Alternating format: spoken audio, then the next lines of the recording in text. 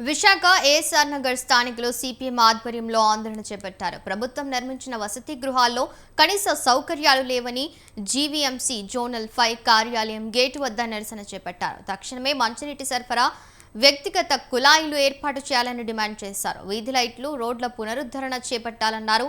GVMC అధికారులు ప్రజల సమస్యలను వెంటనే పరిష్కరించకపోతే పోరాటం మరింత ఉధృతం చేస్తామని నాయకులు హెచ్చరించారు. ఏఎస్ఆర్ కాలనీలోన 280 ఇళ్ళకి పట్టాలు ఇచ్చిన వాళ్ళకి ఇప్పటికీ మళ్ళీ ఇంటి పనులు కూడా వేయలేదు. ఈ ఇంటి పనులు వేయకపోవడం వల్ల ఇండివిజువల్ కుళాయిలు ఇవ్వడానికి ఇబ్బంది పెడుతున్నారు జీవీఎంసీ వారు. పట్టాలు వచ్చిన తర్వాత మరి వాళ్ళకి ట్యాక్సులు వేసి ఇండివిజువల్ కుళాయిలు ఇవ్వాలి కదా. ఇప్పుడు ఒక రోజు ఒక అరగంట గంట కుళాయి వస్తే ఆ కుళాయి నీళ్ళు 4 బిందులు 5 బిందులు వస్తే రోజంతా సరిపోతాయా? పట్టాలు వచ్చిన తర్వాత ప్రతి ఒక్కరు కూడా పన్ను వేయాలి. పన్ను వేసిన తర్వాత కుళాయి ఇవ్వాలి.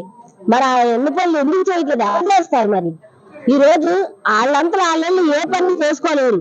పాలకులు ఉన్నారు కనుక ఆ సమస్యల పరిష్కారం అనేది చెయ్యాలి. అలాగే సంవత్సరంన్నర అయిందండి ఈ రోజు మాకు ఇల్లు ఇచ్చి. అలాగే 280 ఇల్లు మాకు ఇచ్చారు. అందులో కొంతమందికి పట్టాలు ఇచ్చారు. పట్టాలు ఇచ్చి కూడా ఇంటి పనులు లేవని చెప్పేసి ఇంతకుముందే దరఖాస్తులు కూడా పెట్టిన తర్వాత ఈ రోజు కూడా నెల రోజులు అయింది. స్పందనాలు పెట్టాం, ఇప్పటికీ కూడా మాకు జవాబు లేదు.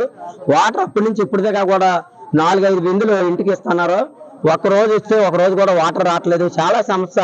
ఆ మైళ్ళు గొడవలు ఆడుకోటి పరిష్కారం చేయట్లేదు. గొడవలు పెట్టి ఆ ట్యాంకీల దగ్గర నుంచి కమిషన్ అదే మన కాంప్లెక్స్ నుంచి కూడా రమ్ములు ఆటోలతో కొనుక్కొని అక్కడ నీరు వాటర్ ఓడుకోవటం అనేది తప్పట్లేదు.